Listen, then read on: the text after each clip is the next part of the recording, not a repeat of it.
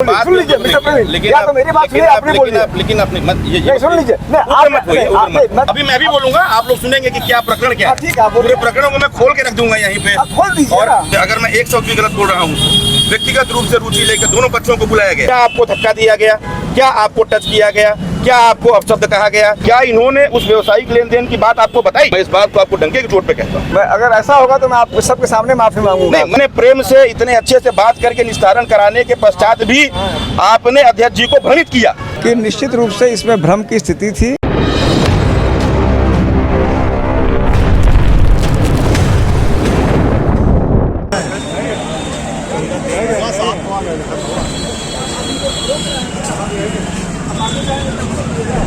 नहीं सर, आगे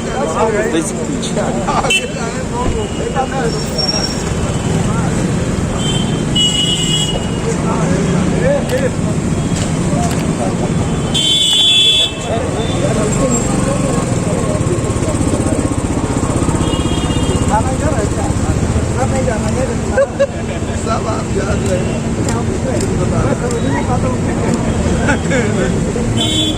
थोड़ा आप सब जाइए, बहुत अंदर हो जाए, रोड चलने बहुत अंदर हो जाए। अब घरों अंदर इधर वहाँ तो और जाम लगता है ना, मेन गेट है ना, ये तो मतलब ये मार के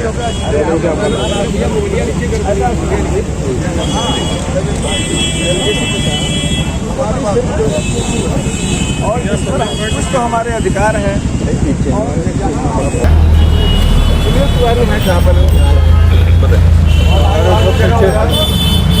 पीछे समस्या हमारी सिर्फ इतनी है और मैं उतनी ही बात चाहता हूँ। 14 अक्टूबर को सुनील तिवारी जी के साथ आपके थाने के अंदर यानी लंका थाने के अंदर दुर्व्यवहार हुआ। दुर्व्यवहार क्या हुआ? वह एक सज्जन के लिए बजरंगी के मामले में, बनारसी के मामले में थाने गए थे। वो बेहद भले आदमी। इस बात का कोई हम लोग सर्टिफिकेट मांगने का अधिकार तो नहीं है, लेकिन मेरी आत्मा मैं जानता हूँ। उन्हें इंस्पेक्टर ने जबरदस्ती सिपाहियों के माध्यम से बाहर निकाल दिया। अब इस अपराध व्यवहार का क्या दंड है, उसको मैं कोई टिप्पणी नहीं करता। इसका दंड भी हो सकता था, इसका दंड चेतावनी भी हो सकता था, और जो भी होता भाई मान लीजिए। तो पुलिस में ऐसा नहीं है कि कोई हार्ड एंड फास्ट रूल है, लेकिन इतना हुआ। इस बात को मैं इसीलिए जानता हूँ कि उन्होंने यही आपके, मेरे पास सारे रिकॉर्डिंग से, आपके ठीक निकलने के 1 मिनट के अंदर उन्होंने कहा कि मुझे थाने से ज़बरदस्ती निकाल दिया गया है। मैंने तुरंत ट्वीट किया और उनको मैंने कहा मुझे उम्मीद थी कि आपके यहाँ न्याय होगा। मैंने तुरंत ट्वीट किया आपके यहाँ। मैं जानता हूँ कि यूपी पुलिस ट्वीट देखती है, क्योंकि कई बार इमीडिएटली रिस्पॉन्ड करती है। हमने कहा कि इनका दुर्व्यवहार हुआ, उसको देखा जाए। वह बेचारे मेरे नाम पे 6:30 बजे तक यहाँ खड़े रहे, 6:30 तक। किसी ने झाँका नहीं, जबकि ट्वीट था, ईमेल थे, बात खत्म। बहुत सारे कार्य हम लोग के पास रहते हैं। ऐसा नहीं है कि केवल हम मदे के ट्वीट को हम देखते रहें, और संवेदनशीलता का परिचय भी हमने दिया है। तो आप हमारी बात सुनिए, आपने बोली। सुन लीजिए मिस्टर प्रवीण, या तो मेरी बात सुनिए, आपने बोली। लेकिन अपनी मत ये सुन लीजिए, मैं कह रहा हूँ इंटरवेन न कीजिए। आपका सम्मान है, उग्र मत। नहीं, मेरा कहना है तो पूरी जैसे आप बोल रहे हैं तो उसका जवाब हमको देने दीजिए। मेरी पूरी बात खत्म कहाँ हो? बताएं। या तो आप बोल नहीं, बताएं, आप बोल आप ही बोल लीजिए। नहीं, आप बताएं, आपको लगातार हम लोग देख रहे हैं ट्वीट पे। आप बताएं, प्लीज बताएं। तो मैं बोल लूँ? बताएं। तो बीच में इंटरफेयर न किया जाएगा, या फिर जो इच्छा हो कीजिए, लेकिन अगर सुनना चाहिए तो सुन लीजिए। बताएं। ठीक है। फिर मैंने दोबारा, उन्होंने मुझे बताया, उन्होंने मुझे वीडियो संदेश भेजा। बोला साहब मैं इस बात से इतना आहत हूँ कि मैं जो है मैं वहाँ निर्वस्त्र प्रदर्शन करूँगा। एक आदमी ये बोलता है कभी जब बेहद आहत होता है, उनके इससे कोई जाति दुश्मनी नहीं। इंस्पेक्टर मैंने वह वीडियो उनका भेजा, ईमेल भेजा, किसी ने संज्ञान नहीं लिया। परसों उनको चौकी पे बुला के उनको यह कहा गया कि तुम्हारे मामले की जांच की जाएगी, लेकिन तुमने प्रदर्शन किया तो तुम्हारे खिलाफ कार्रवाई होगी। प्रदर्शन, अपनी बात कहना क्या, वो भी अपराध है आपके यहाँ। आज तक आपने एक रिपोर्ट भेजी, मेरे कुछ साथियों ने ऐसा कथित रूप से आपने भेजा। आपने कहा कि आपने आवेदक से बात कर लिया, और आवेदक ने कहा है कि दुर्व्यवहार नहीं हुआ। कहा है। प्रश्न यह है कि यहाँ पर दुर्व्यवहार मुझसे हुआ है कि आवेदक से हुआ है? वहाँ 2 लोग थे। एक पीड़ित यहाँ पर वह सुनील तिवारी है, जिसका मूल मुद्दा था वह पीड़ित नहीं थे। उनके बयान भी अगर आपने अंकित कर लिए होते और कहा होता कि यद्यपि यह कह रहे हैं लेकिन प्रमाणित नहीं हो रहा है, तब भी मेरे समझ में आता। पीड़ा मेरी है और गवाह का बयान लिया गया और पीड़ित का बयान नहीं लिया गया और निष्कर्ष निकाल लिया गया। मेरी अंतिम मांग ये है, हाँ यही आ गए, मेरी अंतिम इतनी गुजारिश है इनकी अभी भी एक निष्पक्ष जांच हो जाए अगर आप करना चाहते हैं, और इनको यह संतुष्टि हो जाए कि निष्पक्ष जांच आप जो निष्कर्ष निकालें। क्योंकि देखिए ये कह रहे थे कि मैं निष्पक्ष होऊंगा, मैंने इनको बहुत समझाया, मैंने कहा कि हम लोग कहीं से नहीं चाहते कि भाई मान लीजिए मैं आपके साथ किसी भी प्रकार की चीज़ खराब हो, हमसे क्या मतलब है। लेकिन एक व्यक्ति जिसको लगातार लग रहा है कि जो अन्याय हुआ है उसकी भी तो बात देखनी है। इनकी कोई मैं चाहते कि जिससे आप एक पार्टी बन गए प्रवीण जी, इसको अन्यथा न दीजिए। नहीं मेरी बात समझिए, मेरी बात अभी मैं भी बोलूंगा, आप लोग सुनेंगे कि क्या प्रकरण क्या है। ठीक है, पूरे प्रकरणों को मैं खोल के रख दूंगा यहीं पे, खोल दीजिए और मुझे यही डिसाइड हो जाएगा। ठीक है, ऐसा नहीं, मेरा इतना मेरी ये गुजारिश है कि आपसे उच्च स्तर के कोई अधिकारी उसकी जांच कर ले, इनको न्याय मिल जाए, हमें और कुछ नहीं चाहिए। जांच मेरे द्वारा की गई है, बात खत्म हो गई। जांच मेरे द्वारा की गई है। मैं आपको बताऊं, जिस बनारसी के परिप्रेक्ष्य में थाना दिवस पर आए थे, उस व्यक्ति ने पहले मकान का एक इकरारनामा किया, शायद आपको इन्होंने ना बताया, मैं आपके सामने बता रहा हूँ। एक मकान का इकरारनामा सुजीत यादव से किया, सुजीत यादव से 1 नंबर में पैसा लिया, कैश पैसा। ये उस एप्लीकेशन में नामजद है। इनके मध्यस्थता में जो इन्होंने स्वीकारा है 10 लोगों के सामने, उस मध्यस्थता में उस मकान के एग्रीमेंट को कैंसिल करके 2020 में 10 वर्षों के लिए किराएदारी इकरारनामा इनके द्वारा करवाया गया है, जिसपे इनके हस्ताक्षर। उस व्यक्ति का 16,80,000 रुपये लिखा पढ़ी का किराएदारी का इकरारनामा हुआ, जिसमें से कुछ पैसा उसने कैश दिया और कुछ पैसा उसने अकाउंट में दिया। ये शुद्ध रूप से दबाव बनाने का प्रयास है। जहाँ पे जांच प्रचलित थी, जांच प्रचलित में दोनों पक्ष आए थे, और मैं आपको बताना चाहूँगा सादर कि वहाँ दोनों पक्षों में केवल 2 लोग नहीं होते, दोनों पक्षों में दोनों तरफ से मतलब कई लोग आए, और वो प्रकरण किसी अन्य दिन नहीं थाना दिवस पे आया था। आपसी सहमति से बात करने के लिए कहा गया कि आपसी सहमति से बात कर लें, लेकिन जिस व्यक्ति का पैसा गया है, जिसका इकरारनामा कराया गया रजिस्टर्ड, जिसमें लोग मतलब गवाह हैं, जिसमें लोगों ने पैसा दिया, उसका क्या अपराध है? उसका यही कहना है कि मेरा अपराध बनता है, उस पर FIR लिखा जाए, या तो मेरा जो पैसा इन्होंने लिया है मुझे वापस करें, या जो मेरी हानि हुई है उसको वापस करें। ऐसी स्थिति में मैं आपको बताना चाहता हूँ, आप एक वरिष्ठ अफसर रहे हैं मतलब हमारे विभाग में, शुद्ध रूप से वो मतलब 406, 420 एवं अन्य धाराओं का अपराध बनता है। क्योंकि पुलिस जानती है कि व्यवसायिक लेन देन है, इकरारनामा है, इसलिए उस वक्त भी ये बताया गया, जहाँ दोनों पक्षों से, वहाँ कुछ सम्मानित लोग भी आए थे, कुछ मतलब अन्य पार्टी के मतलब कार्यकर्ता भी आए थे, आप भी आए थे, वहाँ शुद्ध रूप से इस बात को बताया गया जो मेरी जानकारी में रहा। आप पूछ ले, खड़े हैं, मीडिया के बंधु भी खड़े हैं, मेरे द्वारा संकट मोचन चौकी पे व्यक्तिगत रूप से रुचि लेकर, व्यक्तिगत रूप से आपके ट्वीट के पश्चात, व्यक्तिगत रूप से अगर मैं एक शब्द भी गलत बोल रहा हूँ तो व्यक्तिगत रूप से रुचि लेकर दोनों पक्षों को बुलाया गया, दोनों पक्षों को सादर वहाँ बैठाया गया, वहाँ बैठा के सारा कार्य छोड़कर, जबकि उस दिन संकट मोचन दुर्गाकुंड मंदिर का एक मतलब सुरक्षा चेकअप भी होना, आप पूछिए, वहाँ मतलब BDS टीम भी आके इंतजार कर रही थी। दोनों को हमने सुना और दोनों पक्षों को सुन के हमने बोला कि कुछ उसमें बैठे थे, इनसे पूछ लीजिए। मैंने इनको मतलब गेट तक छोड़ के 4 बार कहा कि सुनील आप भी बैठ जाओ, आपके मध्यस्थता में उस आदमी का पैसा गया है, उसमें आपका नाम आ रहा है, इन्होंने स्वीकार किया। मैंने दूसरी तरफ से राकेश पांडे थे, मैंने उनको भी कहा कि ये बात आप भी बैठ जाएं, अगर कोई सुलह समझौता हो जाए, कोई बात हो जाए, अगर किसी के साथ न्याय बैठ के बातचीत करने से हो जाए तो आप उसको हल कर लें, नहीं तो जो वैधानिक मतलब होता है रास्ता, उस पर पुलिस आगे बढ़ेगी। इतना समझा बुझा के गेट पे निकलते समय, चूंकि हम लोग आम जनता की नौकरी करते हैं, गेट पे निकलते समय आप पूछ लीजिए, मैंने बोला कि आप लोग आए हुए हैं, हमको थोड़ा जल्दीबाजी में जाना पड़ रहा है, नहीं तो मैं आप लोग के साथ बैठता। इनसे मेरे द्वारा पूछा गया, आप इनसे पूछें, मैंने इनसे पूछा क्या आपको धक्का दिया गया, क्या आपको टच किया गया, क्या आपको अपशब्द कहा गया, क्या आपको मतलब तुम का प्रयोग किया गया, क्या आपके साथ गाली गलौज किया गया। सारी बातों को इन्होंने वहाँ 10 लोगों के सामने नकारा। मैंने इनसे यहाँ तक पूछा कि आपको अगर कुछ लिख के देना हो तो आप उसको दीजिए। आपका नाम लेके मैंने बोला कि आपकी तरफ से ट्वीट आया है, मैं उसी की जांच करने आया। उसके बाद भी अगर कोई ईगो बनाए, कोई ये सोचे कि हम किसी गलत पक्ष के साथ कभी रहे हैं, वहाँ आपको शुद्ध रूप से भ्रमित किया जा रहा है। मैं आपको बताना चाहता हूँ, आप सारे फैक्ट से अवगत नहीं हैं। आपके कई लोगों को मैंने अवगत कराया, हम लोग जुड़े हुए हैं सामाजिक रूप से, यहाँ जो भी लोग आपके साथ के जुड़े हैं उनको मैंने सारे फैक्ट से अवगत कराया। ये केवल और केवल जिस पक्ष ने पैसा लिया, जिसने इकरारनामा किया, उसमें चूंकि ये मतलब उसके साथ सहयुक्त बन रहे थे, ये आपको मतलब लगातार भ्रमित कर रहे हैं। मैंने इस बात की पूरी जानकारी आपके जिलाध्यक्ष को दी, यहाँ पे मतलब खोजवा के रहने वाले अविनाश मिश्रा जी को दी, कई बार दी, और कई बार उचित माध्यम से आप तक अपनी पूरी बात हमने पहुंचाई। लेकिन ये बात गलत है। अगर मैंने आप इनसे पूछे, सुन इनसे कि अगर किसी ने तुम भी बोला हो और ये हमको स्वीकार किए हो, वहाँ पे 10 आदमी और थे, 12 आदमी और थे हमारे साथ ना, ये हुआ थाने में। मैं जो बात कह रहा हूँ, और मैं आपको बता दूं कि ये मतलब पूर्णतः सच्चाई है। क्या इन्होंने उस व्यवसायिक लेन देन की बात आपको बताई? क्या उसकी जांच आपने कराई कि व्यवसायिक लेन देन में इकरारनामा में गवाह है ये? उस व्यक्ति का क्या दोष है जिसका पूरा पैसा चला गया, जो कि पिछले 6 साल से पैसा दे के बैठा है, एग्रीमेंट करके बैठा है, उसका क्या दोष है? नहीं दिया ये मतलब उसका क्या दोष है? आप उस इकरारनामा को कराए हैं, आपने क्यों कराया इकरारनामा? आपने उसका दुकान क्यों लिखवाया?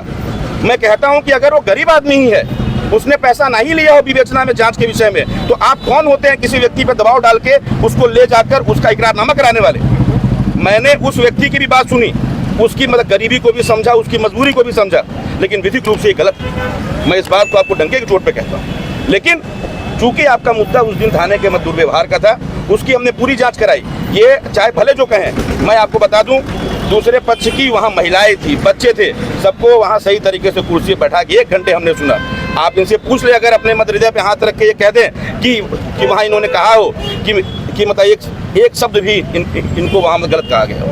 मैं जो बात कहता हूँ ईमानदारी से। ठीक है, मैं अगर ऐसा होगा तो मैं आप सबके सामने माफी मांगूंगा। नहीं सर, आप मेरी बात समझे। आप बताइए, माफी मांगने का कोई नहीं, बिल्कुल है, लेकिन जो फैक्ट है, अगर मैं सच के साथ नहीं हुआ तो मेरा मतलब क्या है? जो फैक्ट बात हम आपको बता रहे हैं, जो हमारी सही बात हम बताएंगे आपको। सबके सामने अगर थाने पे दुर्व्यवहार हुआ होता तो मैं निश्चित तौर पे प्रारंभिक जांच करके उसकी जांच कराता, और जो भी दोषी होता उसको मैं दंडित कराता।